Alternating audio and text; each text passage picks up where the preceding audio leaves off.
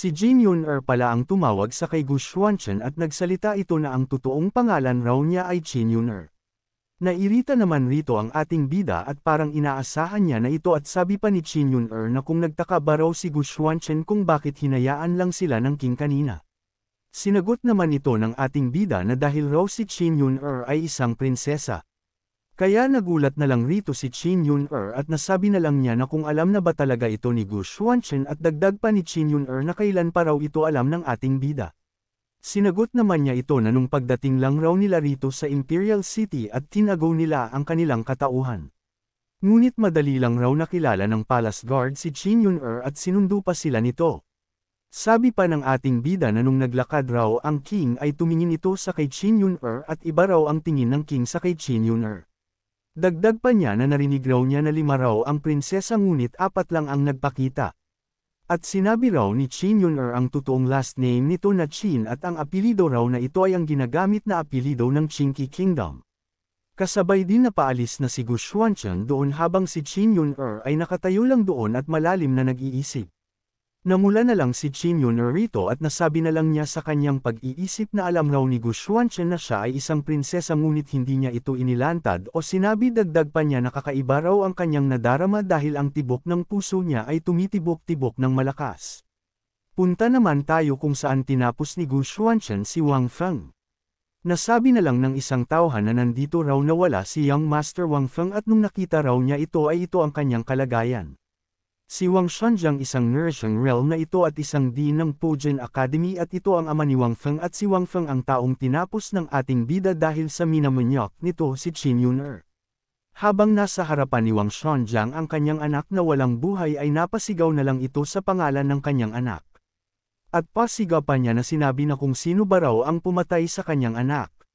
Makalipas ang pagluluksa ni Wang Shanjiang sa kanyang anak na si Wang Feng, ay naghanda na ito para makita ang nangyayari sa kanyang anak.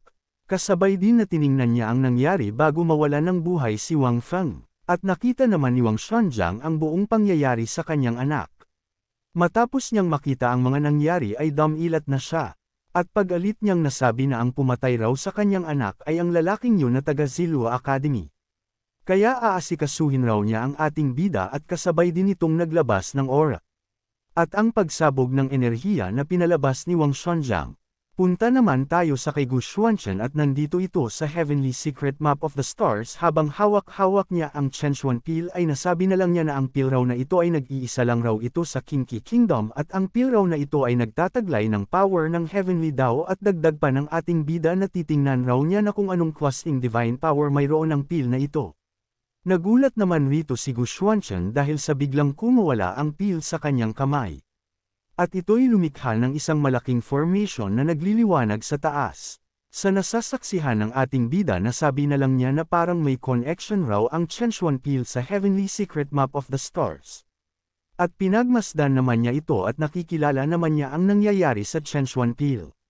Kasabay din na naglabas ng light ang Chenchuan Pil na parang may umiikot rito at lumiwanag na rin. Nasabi na lang rito ng ating bida na ito raw ay naglalabas ng light na naglalaman ng rhythm ng heaven dagdag pa niya na kung ang Chenchuan Pil ba raw ay ginawa gamit ang exotic flower at herbs rito mismo sa Heavenly Secret Map of the Stars. At ang liwanag raw nito ay lumalakas light. Kasabay din itong nagpakawala ng isang malakas na puwersa. Kaya napadipinsa na ng kunti si Gu Xuanchen. Matapos noon ay ang pil ay bumaba na ito sa kamay ni Gu Xuanchen mismo. Habang hawak-hawak ng ating bida ang pil ay nagparamdam naman ng nilalang kahit nakatikip ang bibig nito. Kaya tinanggal na ni Gu Xuanchen ang takip sa bibig ng nilalang. Kasabay din itong tinanong ng ating bida na kung nakikilala ba nito ang hawak niyang pil. Sinagot naman ito ng nilalang at pasiga niyang sinabi na ang pil raw na ito ay ang Nine Dragons Divine Pil. Ayon sa alamat ang paraan ng alchemy na ito ay nilikha ng dragon ancestor ng Dragon Clan kaya siya ay tinatawag ding alchemy god. At sa Supreme God Realm ay kung ang isa ay umabot sa tuktok ng alchemy ay maaari niyang gawin o gumawa ng Nine Dragon Divine Pil at hanggat ang may-ari ng pil ay umiinom ng Nine Dragon Divine Pil ay maaari niyang makuha ang kapangyarihan ng Nine Dragons na minsang pinamunuan ng Dragon Ancestor. Kapag natutunan mo na ang kapangyarihan ng Nine Dragon na maghintay ng tamang pagkakataon at lilito ang imahe ng Dragon Ancestor na subukon ang Master ng Elixir at kapag siya ay nagtagumpay ay kapag ang Master ng Elixir ay nakipaglaban sa iba. Ang imahe ng Dragon Ancestor Clan ay magiging isang malakas na katulong para sa Master ng Elixir ay sa katunayan ang kapangyarihan ng Elixir ay kaugnay din ng antas ng Elixir. Sa aspeto ng hitsura at ang kaibahan ay batay sa bilang ng Dragon Patterns. Nasabi na lang ng nilalang na ang 3 Pattern 9 Dragon Divine Peel raw ito ay medyo maganda na para sa unang pagkakataon na unang pag-refine nito. Kaya ininom na ng ating bida ang 3 Pattern 9 Dragon Divine Peel. Napasabi na lang si Gu Xuanchen na nararamdaman raw niya ang 9 Extreme Energy na dumadaloy sa kanyang katawan. At nagpatuloy-tuloy lang ang pagdaloy ng malakas na enerhiya sa kanyang katawan. Kinaumagahan nagtipon-tipon na nga sila para simulan ang assessment na magaganap kung saan magaganap ang pagsusulit. At narito naman ang ama ni Wang Feng na napatay ng ating bida na si Wang Xuanjiang na nakatalukbong at nagmamasid lang sa kay Gu Xuanchen. Nag-usap-usap naman ang mga kalahok at sinabihan nito ang kasama nito na bakit raw ito kinakabahan dahil ang first test examiner ay isa lang naman raw disipolo ng Heavenly Sacrifice Sect. Sinang-ayunan naman ito ng isa at kung papasa raw ito sa exam na magaganap at makita rin ito ang elder dagdag pa niya na wag raw itong maihi sa kanyang salawal at tumugon naman ang kanyang kasamahan ng tumatawa na lang. May isa namang babae na nagsalita na si Gu Xuanchen raw ay napakagwapo at nagagalak raw siyang makita ang lakas nito dagdag pa niya na ang lahat raw ng mga kalahok ng seleksyon na ito ay hindi isang ordinaryo. Parating na nga ang mga examiner na mga disipolo ng Heavenly Sacrifice Sect. At narito na nga sila na nakasakay sa isang sisiw. Kasabay din silang bumaba. Sa kanilang pagdating ay binati naman ito ng mga kalahok at mga manunood. Ang tatlong disipolo na ito ng Heavenly Sacrifice Sect ay sina Mu Taicheng Zhaoliang at Suo Tao at nagsaad si Mu Taicheng sa kanila na wag raw silang maging sobrang magalang sa kanila dahil magiging junior brother naman raw niya sila pagkalipas lang ng ilang araw sinang-ayunan naman ito ng mga kalahok. Dagdag pa niya na kung sino raw si Gu Xuanchen ang kalahok na nangunguna nung naganap ang banquet. Dahil doon ang lahat ay nakatingin na sa ating bida. Kaya nagsalita na rito si Gu Xuanchen na siya raw ang taong hinahanap nito. At nagkaharap na nga sila at nagsalita si Mu Taicheng na sila raw ang maghaharap gamit lang ang mga sword technique nila at kung makakapasa raw si Gu Xuanchen rito ay rekta na raw itong makapasok sa huling pagsusulit at kung ano raw sa tingin ng ating bida rito. Napangiti na lang siya rito at napasabi na lang siya na sword skill lang ba ang kanilang paglalabanan. At nagtanong rin si Gu Xuanchen na kung ito lang ba raw. Kasabay din itong pamunta na sa arena habang ang mga manunood naman ay nagsalita na lang ito na kung ang ating bida ba raw ang nangunguna sa competition nung huling gabi sa banquet at sobrang yabang raw ito at sabi pa ng isa na ang makakalaban raw ni Gu Xuanchen ay isang disipolo ng Heavenly Sacrifice Sect kaya hindi raw mananalo rito ang ating bida at wala raw kabuluhan ang laban na ito dahil tiyak sa huli raw ay outrest lang si Gu Xuanchen rito. Nagsaad si Mu Taicheng na para patas raw nilang laban ay mag one-on-one raw sila ni Gu Xuanchen para makita niya ang potential nito sa paggamit ng espada kaya simulan na raw nila ang laban. Sinang-ayunan naman ito ni Gu Xuanchen at naghanda na ito at napaisip na lang ang ating bida rito na kapag mapatay raw niya sa laban si Mu Taicheng tiyak raw na makakahanap siya ng gulo kaya gagamitin na lang niya ang kanyang 10% ng kanyang lakas. Sumugod na nga sa ating bida si Mu Taicheng gamit ang pinagmalaki nitong sword technique. Sinabayan naman ito ni Gu Xuanchen gamit ang Fire Dragon at papunta na ito sa kay Mu Taicheng.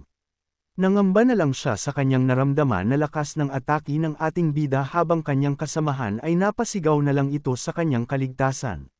Nagsalpukan na nga ang kanilang mga atake habang si Mu Taicheng ay para mapagtakpan niya na siya ay natatalo na ni Gu Xuanchen ay nagsalita na lang ito na mukhang napaka-disente raw ng atake ng ating bida. Gumamit naman sila Zhaoliang at Zhou Tao ng isang barrier para hindi kumalat ang pag-atake ng dalawa. Napaisip na lang ang dalawa na ang kanila raw senior brother Mu Taicheng raw ay parang hindi na nito kinakaya ang atake ni Gu Xuanchen kaya hindi raw nila dapat hayaan na kumalat ang sword energy ng ating bida. Ginamit naman ni Mu Taicheng ang buong lakas niya para masanggalang niya ang pinakawalan na atake ni Gu Xuanchen sa kanya. Nagtagumpay naman siya sa kanyang ginawa dahil unti-unti nang nawawala ang atake ng ating bida. At napaatras na lang siya matapos niyang masangga ang atake. Napaisip na lang rito si Mu Taicheng na mapanganib raw ang kanyang kinakaharap na atake ni Gu Xuanchen. Nagsalita naman rito ang ating bida na nabuburyong raw siya sa kanilang laban. Dahil sa kanilang narinig na sabi na lang ng isa na kung ano na baraw ang nangyayari na kung natatalo na baraw ang disipolo ng Heavenly Sacrifice Sect sinang-ayunan naman ito ng kanyang kasamahan pero ang Heavenly Sacrifice Sect raw ay isang malaking sect kaya ang disipolo raw na ito ay hindi matatalo ng isang mayabang lang na si Gu Xuanchen. Nagsalita naman si Zhao Liang na kung hindi pa ba raw nasisiyahan ng kanyang senior brother Mu Taicheng sa sword skill raw na atake ng ating bida na pinakita nito at kung hindi raw ng kanyang senior brother Mu Taicheng na pinahalagahan ang talento nito at hindi nito ginamit lamang ang 30% ng lakas para sanggain ang atake ni Gu Xuanchen ay tiyak raw na napinsala na ang kanyang senior brother Mu Taicheng. Sinagot naman ito ng ating bida na kung bakit hindi na lang raw na magsabay-sabay na lang raw sila Zhao Liang laban sa kanya at hindi na dapat raw itong maging magalang. Ninas naman rito si Zhao Liang habang ito'y pinagpawisan na lang sa kahihiyan. Ngunit pinakalma naman siya ng kanyang senior brother Mu Taicheng dahil kahit raw ano ang nangyari ay nakapasa pa rin raw si Gu Xuanchen kaya panindigan raw nila ang kanilang mga salita. Dahil sa mga narinig ng mga manunood sa mga sinasabi ng disipolo ng Heavenly Sacrifice Sect ay nasabi na lang niya na hindi raw na nakapagtaka na ang ating bida raw ay nakapasa lang ng walang kahirap-hirap dahil sa 3% lang pala na lakas ang ginamit ni Mu Taicheng laban sa ating bida. Di naman sumang-ayon rito si Qin Yun'er dahil raw sila ay nagsisinungaling lang. Dahil raw sila Zhao Liang at Zhou Tao ay gumawa ng barrier para maarang lang ang atake ni Gu Xuanchen dahil nauunawaan nila ang lakas ng sword skills ng ating bida at kung hindi raw nila ito ginawa tiyak na dahil sa lakas ng atake ng ating bida ay ang kanilang reputasyon ay masisira. Dagdag pa ni Qin Yun'er na kung magbibigay ng kaunting pansin ay si Gu Xuanchen raw ay may higit na kakayahan. Sabi pa niya na si Mu Taicheng raw ay namutla at palihim itong napaatras at malinaw raw na nakita niya na ginamit na ni Mu Taicheng ang buong lakas nito para lang masangga ang atake ni Gu Xuanchen ngunit napinsala pa rin rito si Mu Taicheng at hindi ito napansin ng mga manunood. Sa makatuwid ay hindi lamang raw nakapasa si Gu Xuanchen sa pagsusulit kanina, kundi tuluyan raw na dinurog ng ating bida si Mu Taicheng sa kanilang laban. At inanunsyo na nga nila na si Gu Xuanchen raw ay hindi na raw nito na kailangan na makisali sa susunod na exam dahil rekta na itong makasali sa final exam at maghintay na lang ito ng balita. Nag-utos naman si Mu Taicheng sa kanyang junior brother na si Zhao Liang na ito raw muna ang mag-aasikaso sa mga student rito at may pag-uusapan raw silang importante ni Zhou Tao. Habang sila'y naglalakad doon, ay nagtanong naman si Zhou Tao sa kanyang senior brother kung ano ba raw ang kanilang pag-uusapan. Biglang napasukan naman rito si Mu Taicheng ng dugo kaya napasigaw na si Zhou Tao sa nangyayari sa kanyang senior. Uminom naman siya rito ng pil para pansamantalang magamot ang kanyang pinsala. At nagsalita rito si Mu Taicheng, na kahit raw hindi magkatulad ang ginagamit ni Gu Xuanchen na sword technique sa kanilang ginagamit sa kanilang sekta ay nararamdaman raw niya na ang gamit na kapangyarihan ng Daoist rhyme sa sword technique ng ating bida kaya nakakatiyak raw siya na ito ay isang transcendent art. Sinagot naman ito ni Zhou Tao na kung isa ba raw transcendent technique ito pero ang transcendent technique raw ay isang extreme at napakalakas na technique at napakahirap itong maintindihan dagdag pa niya na kung hindi raw isang disipolo ng kanilang sect si Gu Xuanchen ay saan raw nito natutunan ang technique na yun at paano niya raw ito naintindihan hindi naman ito nasagot ng kanyang senior dahil kahit siya ay hindi niya ito alam. Dumating at nagsalita naman rito si Wang Xuanzang na ang mga disipulo raw ng Heavenly Sacrifice Sect ay sinasamba ng may dignidad ngunit hindi raw sila Mu Taicheng kasing husay ni Gu Xuanchen na isang kompanyon lamang na nagmula sa Zilua Academy at kung kumalat ang balita na ito ay paano raw nila Mu Taicheng na harapin ang kahihiyan. Kaya tinanong niya na kung sino ba raw ang nagsalita, ngunit tinitigan lang siya nito, at nagsalita na nandito raw siya, para sila'y kanyang tutulungan. Dahil sa pinalabas ni Wang Xuanzang na cloud covering hand ay nakilala naman ito ni Mu Taicheng kaya nasabi na lang niya na ito raw ay ang dean ng Pujian Academy. Nagsalita naman ulit si Wang Xuanzang na kailangan raw nilang malaman ang lakas ng ating bida at kapag raw ito'y makapasok sa Heavenly Sacrifice Sect sa hinaharap ay tiyak raw na sila ay madadapa sa ilalim mismo ng paa ni Gu Xuanchen. Nagtanong naman siya rito na kung bakit raw sila nito tinutulungan at kung anong kondisyon ba raw nito. May lumilipad naman doon ng isang manok. Habang ito'y lumilipad, inatake naman ito at hinayla ni Wang Xuanzang. Kasabay din niya na hinawakan ang leeg ng manok at nagsalita na ang kondisyon raw niya ay ang mapatay si Gu Xuanchen. Nagparamdam naman doon ang kaluluwa ni Wang Feng at tinatawag nito ang pangalan ng ating bida at ipapadala raw niya si Gu Xuanchen sa China para gawing bala sa kaniyan dagdag pa ng kaluluwa gagamitin raw niya ang lahat ng dugo ni Gu Xuanchen. Habang sila Mu Taicheng ay natakot na lang sa kanilang nasasaksihan. Sinabi niya na isinasakripisyo raw niya ang kaluluwa ng kanyang anak. Punta naman tayo sa arena at inanunsyo na nga na magsama-sama raw ang mga nakapasa sa pagsusulit ngayon na araw. At ang lahat ng 4 na academy ay mahusay at ang preliminary examination ay natapos na at mahigit 30 ang nakapasa at ito ay ang sa Zilua Academy ay 5 kalahok. 10 kalahok naman ang sa Pujian Academy. 8 na kalahok naman sa Cheno Academy. 7 na kalahok naman ang sa Chongyang Academy.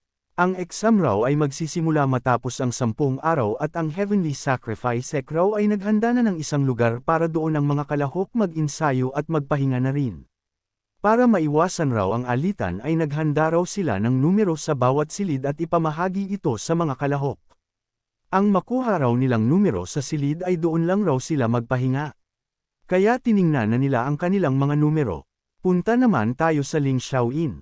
Nasabi na lang ng isang kalahok na kung rito ba raw talaga sila titira at ang Heavenly Sacrifice Sec raw ay lubos nag-ayos ng matutuluyan para lang sa kanilang lahat sinang-ayonan naman ito ng kanyang kasamahan at napasabi pa ito na akala niya raw na matapos nilang umalis sa palas ay hindi na raw siya makakatire sa isang magandang tirahan.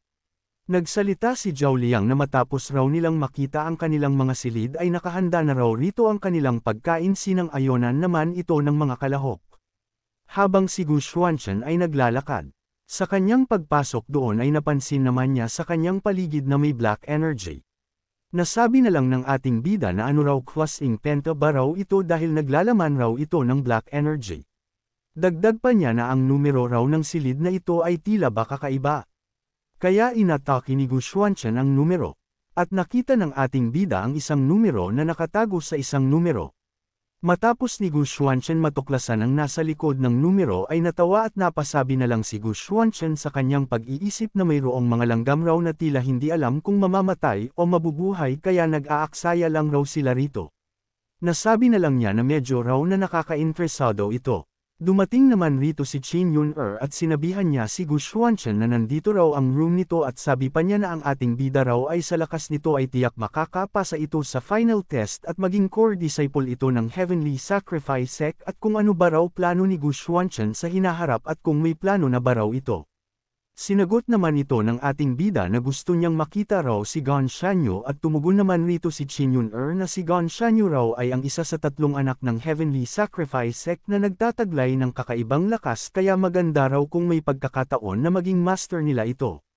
Kaya kailangan niya raw magtrabaho ng mabuti para silang dalawa ni Gu Xuanchen ay magkasama huho. Biglang napamura na lang si Qin Yun-er sa kanyang pag-iisip at kung bakit raw niya sinasabi ang lahat ng kanyang mga iniisip. Tinawag naman siya ni Gu Xuanchen kaya napalingon na lang rito si Qin Yun-er. Kaya tumibok na kinakabahan na si Qin Yun-er dahil parang hahawakan na siya ng ating bida. At pinitik naman ni Gu Xuanchen ang noo ni Qin Yun-er kaya ito'y namula na lang huho. Mayroon palang nilagay lang ang ating bida sa noo ni Qin Yun-er na isang bagay na hindi pa natin nalalaman.